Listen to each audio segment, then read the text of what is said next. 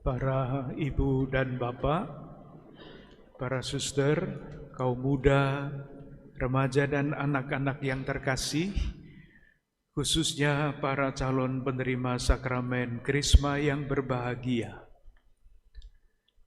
Bersama-sama dengan para petugas liturgi, orang tua, para pendamping dan seluruh umat yang hadir di dalam perayaan Ekaristi ini, pertama-tama saya ingin mengucapkan selamat kepada para calon penerima sakramen Krisma. Kita semua tahu menerima sakramen Krisma adalah keputusan iman. Bukan sekedar karena usianya sudah mencukupi.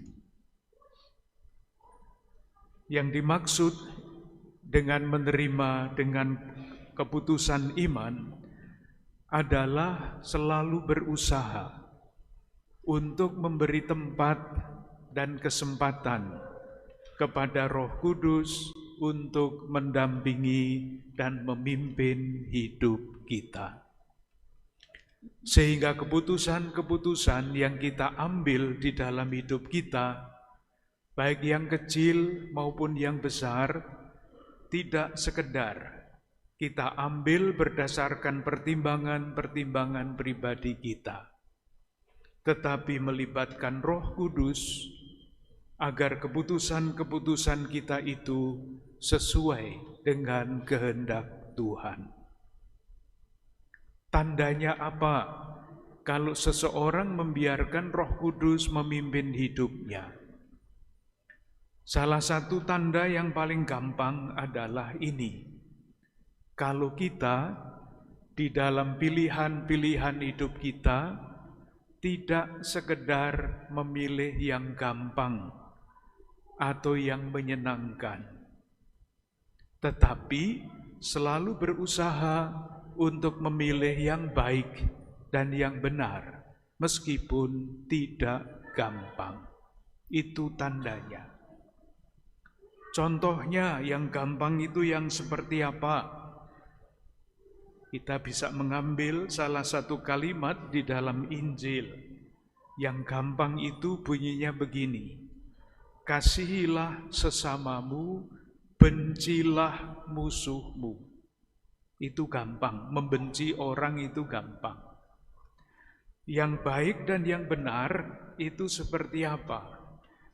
Kasihilah musuhmu, berdoalah bagi mereka.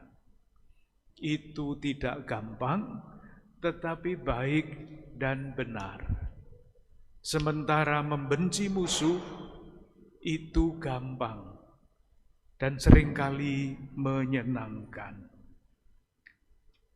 Kalau kita membiarkan hidup kita dipimpin oleh Roh Kudus dan selalu berusaha memilih yang baik dan yang benar, dengan sendirinya kita menjawab kehendak Yesus yang mengatakan begini, haruslah kamu sempurna sama seperti Bapamu yang di surga sempurna adanya.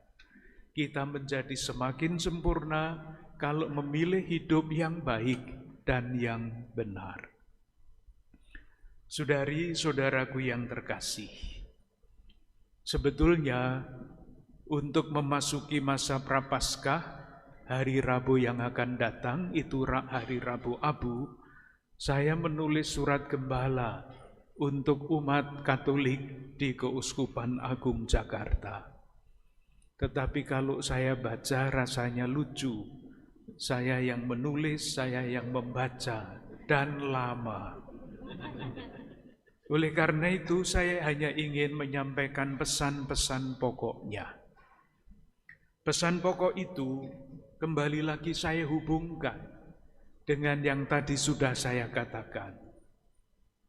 Membiarkan diri dipimpin oleh Roh Kudus itu berarti selalu memilih yang baik dan yang benar. Salah satu pilihan yang baik dan yang benar yang diharapkan dilatih dan dibangun oleh seluruh umat Keuskupan Agung Jakarta adalah kalau kita berusaha sekecil apapun, sesederhana apapun untuk ikut terlibat di dalam membangun kesejahteraan bersama. Kata kuncinya itu kesejahteraan bersama. Saya ingin menceritakan satu kisah betapa penting yang namanya kesejahteraan bersama itu, dan betapa berbahaya kalau kesejahteraan bersama itu tidak terus-menerus kita usahakan. Kalau kita pergi ke Candi Mendut di Jawa Tengah, di sana ada satu batu relief, batu berukir yang gambarnya aneh, yaitu seekor burung dengan kepala dua. Kepala yang satu di atas, kepala yang satu di bawah. Ceritanya begini, pada suatu hari burung itu mencari makan. Kepala yang di atas selalu memperoleh buah-buah yang enak. Sementara kepala yang di bawah hanya memperoleh sisa-sisanya. Suatu ketika kepala yang di bawah itu protes. Dia mengatakan, "Kawan, tolong saya juga diberi makanan yang enak. Jangan dimakan sendiri. Dan saya diberi sisa-sisa saja." Tetapi kepala yang di atas itu mengatakan, "Kita kan sama. Apa yang saya makan ya untuk kita." Jawaban seperti itu tidak menyenangkan kepala yang di bawah. Setiap kali bertanya begitu dijawab yang sama. Akhirnya kepala yang di bawah itu marah. Ketika burung itu mencari makan, kepala yang di bawah sengaja makan racun.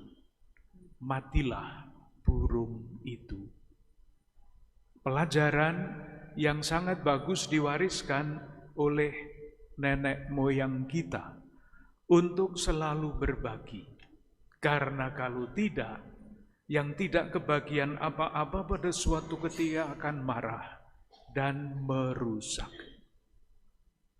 Saudari-saudaraku yang terkasih, di tengah-tengah masyarakat kita, di dalam surat gembala itu saya sampaikan dengan angka-angka, masih banyak saudari-saudara kita yang kurang beruntung, miskin.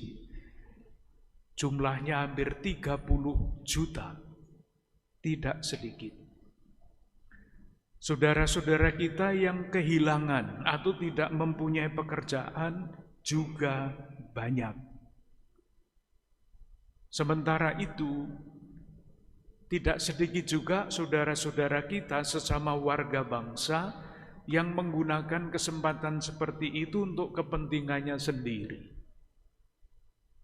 Mereka melakukan kejahatan yang sangat besar, yaitu yang disebut memperdagangkan orang.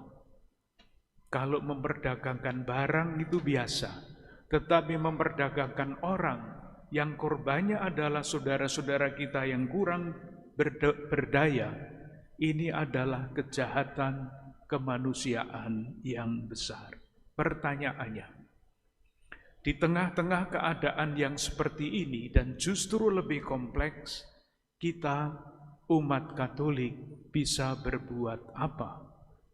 Khususnya pada masa Prapaskah yang akan kita masuki hari Rabu yang akan datang. Tadi di pastoran saya mendengar kisah yang dilakukan oleh umat di paroki Galaksi ini. Ada kredit union.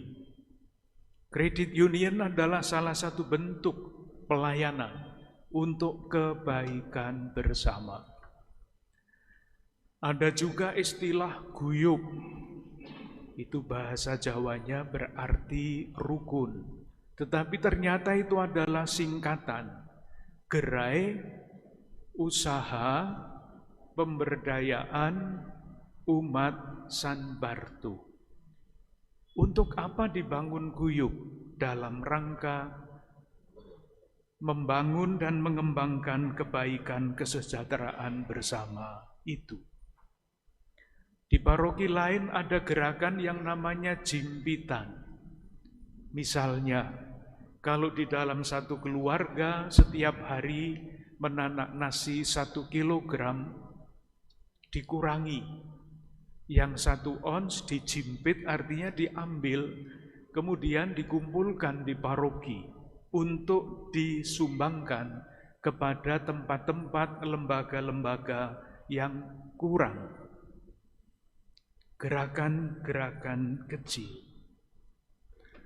Dan ketika kita memasuki masa Prapaskah akan ada aksi puasa pembangunan. Dana yang dikumpulkan untuk aksi puasa pembangunan itu dibagi-bagi. Ada yang digunakan untuk membantu saudari-saudara kita yang sedang mengalami bencana. Entah bencana longsor, bencana banjir, perang, konflik, dan sebagainya. Untuk apa? Demi kebaikan bersama. Marilah kita berdoa agar umat Katolik Keuskupan Agung Jakarta semakin sadar, semakin yakin bahwa salah satu tanggung jawab sebagai umat Katolik adalah ikut menjaga dan mengembangkan kesejahteraan bersama dalam bentuk sekecil apapun, sesederhana apapun.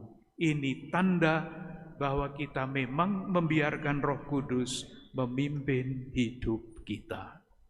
Dengan keyakinan ini, marilah kita lanjutkan ibadah kita.